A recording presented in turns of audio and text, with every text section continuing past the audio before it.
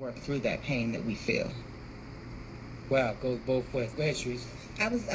We were looking at some statistics from Mental Health America, and this interesting piece talks a lot about some of the statistics that are specifically related to African Americans. And it says that 63% of African Americans believe that depression is a personal weakness that is significantly higher than overall other people that were surveyed, with 54% saying that. So with that, with African Americans dealing with the historical aspects of slavery, some of the negative statistics that are associated with African Americans, like poverty and homelessness, impacted with the belief that being depressed is a weakness, how can we get African Americans to understand that it's okay to feel and that we need to get treatment? Well, one of the biggest culprits to this is the Black church. Okay. Because it does not give people permission to be honest with the realities of life. And so we go to church and we want to pray it out and shout it out and dance it out. But you leave and you still have those feelings going on. But you're seen as a weak person if you don't take that moment, to push through it and shout it out and go to church. That's the answer. That's the remedy that we've been taught. And it's a coping mechanism that we've adapted, but it prevents us from seeing our healing through. So I call them modern methadone clinics, churches, where you go get your hit, right, but you don't get your healing. Right. Because what you get is an emotional stimulation that can, coupled with therapy, push you toward healing, but we don't utilize it that way. So it's important for us to have these conversations in the church, in various venues where we can say, hey, raise your hand if you've been depressed, and normalize it as everyone looks around and sees every hand up. Those conversations are important for us to have.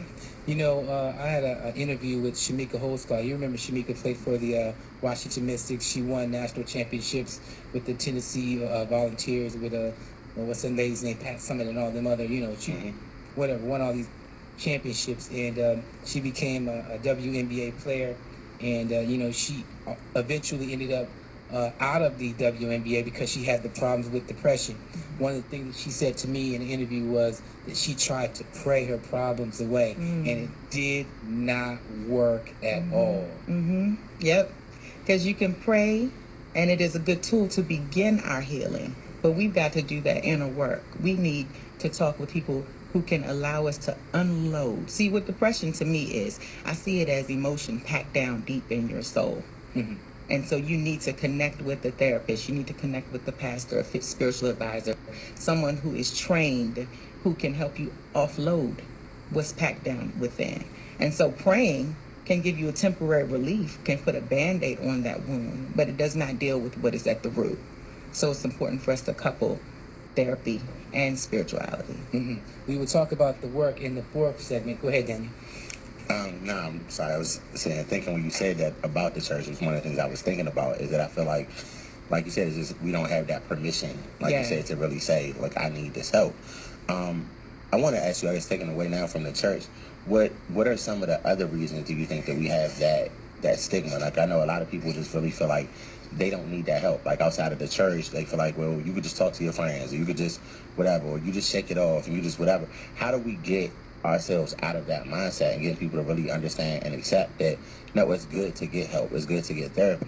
And I guess the second part to that question is, for a lot of people also, is fear of people who have gotten help and gotten kind of, I think the key word in what you just said was who are trained to deal with that specific population, that specific issue. Because a lot of people have had these bad experiences with so-called therapists and, have kind of have a bad taste in their mouth because of that. So how do we shift around that kind of stuff? Well, so to answer your first question, I think it's important for us to highlight, we touched on a little bit, the psychological chains of slavery and the impact of that experience within our genetic subconscious is a fear and a distrust of anybody and anything that is in authority or could have control or reign over us. And so we need to have conversations where we can work through that and identify trusted therapists, people who look like us, people who we can identify with.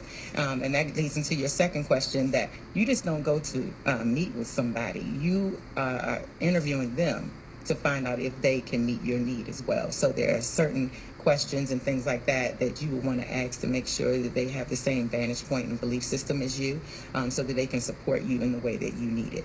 Is that really important? It is important.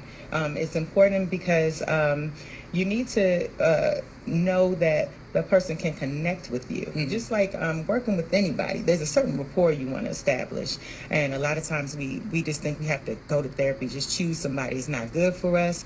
They're not really benefiting us because there's not a real connection. So when you're sitting with them, ask them those questions. Well, how do you feel? What are your vantage point about this? What type of therapy and theories do you subscribe to? Do you have a spiritual relationship? What religion are you? Those things can help you determine if the person is a good fit for you. Right, because I mean, I'm thinking of it's a whole lot of folks I would not be able, like, if you're not a believer, there's really nothing Yeah. we can say. Right. Because that's, the center of my life is my, my belief. And if you can't relate with that, then, we have a problem. Or if you like a Dallas Cowboy fan, like that. If you're a Dallas Cowboy fan, and you trying to be my therapist? No, not That's happening. Or if you're a Redskin fan and you really are suffering from depression from doing the same thing Well, now every season, there you go. over and over again. I think it's kind of like the same thing of going to a hairdresser. Like, you want to know, I know for women, like, we want to find out what type of products they use. Right. Like, But do we you don't do that. specialize? But with a therapist, we like, specifications. I think If we even gonna go. right. So, yeah. Yeah, right. I think it's the same thing with anything. Like, if you want to get into a business partnership with someone, or you should at least kind of find out,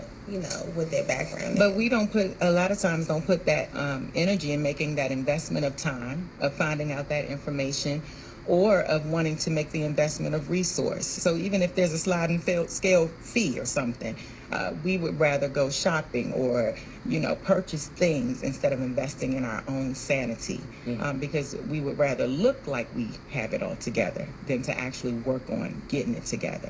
Working on the outside, forget about the inside. Yeah, definitely. So retail therapy is not, Retail not a therapy? good look. That's not a good, like, That's not a- form Or of food therapy too. depression. Oh, yes. Or food therapy. People who Food have therapy. problems and then start eating a whole bunch of food too. Yes. It's all substances. Right. It's substance abuse. To make you feel good. It's Yeah, about like food, a shopping feeling. club. It's Yeah. addiction. Yeah. Yeah. It definitely work gives on you a that. high.